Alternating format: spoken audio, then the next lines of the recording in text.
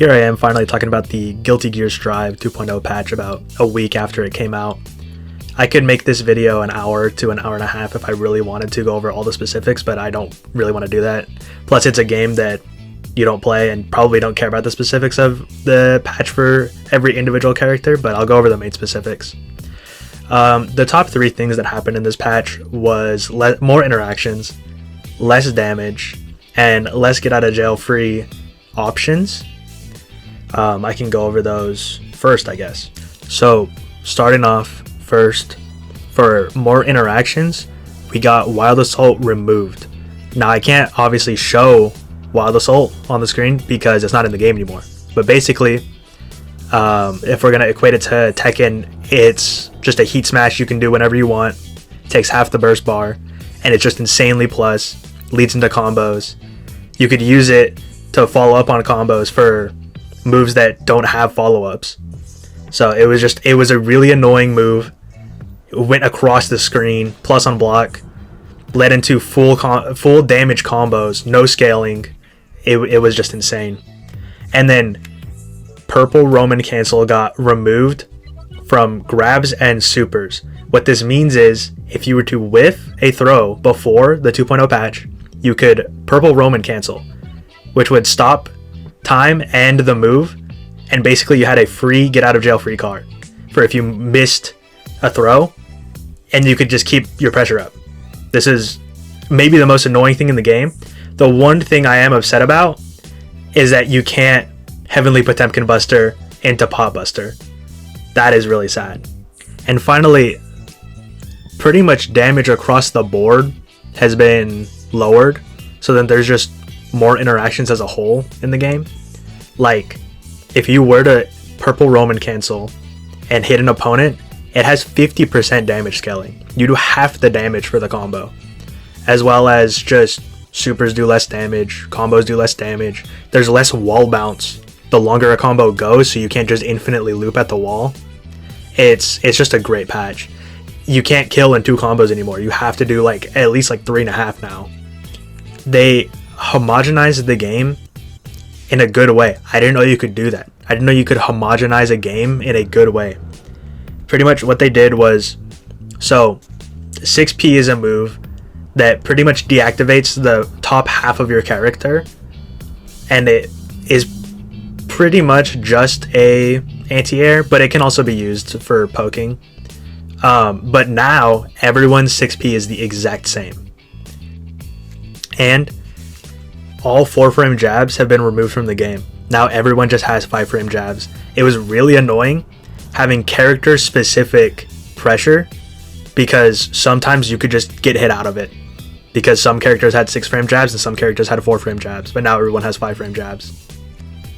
And now the compensation for removing Wild Assault is that they added a very specific move you can only use on counter hit. It uses half of the burst bar, it breaks the wall, but it doesn't knock down on hit, which is very nice. So if you want more damage from a move that doesn't combo naturally, you get to spend burst bar, break a wall for 100 damage. And just some more system changes. They made pretty much all reversals push back more on hit and push back less on block.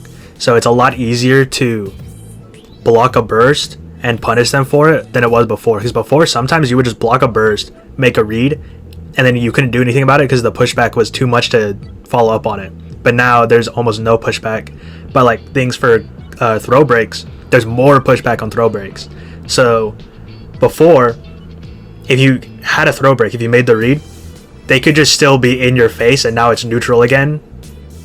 And like I said before, some characters had 4-frame jabs, so you had the option to either block or jump, essentially, if you didn't have a 4-frame jab. And something I forgot to mention for reversals is that they added more punish frames on DPs. So before, Soul had a very, very hard DP to punish, because you had to punish him while he was in the air. So if you let him land, you couldn't punish him. You could block immediately as he landed. Something very important that I also forgot to mention was that any evasive move or low profile move that could go under highs has its damage scaled significantly. And you already have to use, for most of them at least, you have to use a Roman cancel, which takes up half of meter to even start the combo. So those two combined, it's like 40% damage scaling. So if you were to do that, you need like 5 of those combos to kill now, instead of just 2, or like 2 with some poking in there. And now that's pretty much all for system changes. Like, yeah, there was some stuff I left out, but I'm gonna get into only 2 character specifics for examples, because I don't want to go through the whole list, and it's kind of all like very similar things. But I'm gonna start off with Potemkin, because that's just kind of who I played when I logged off before I started playing Tekken. His wall super, I'll show it on screen. His wall super used to last 7 seconds. I don't know who thought that was okay.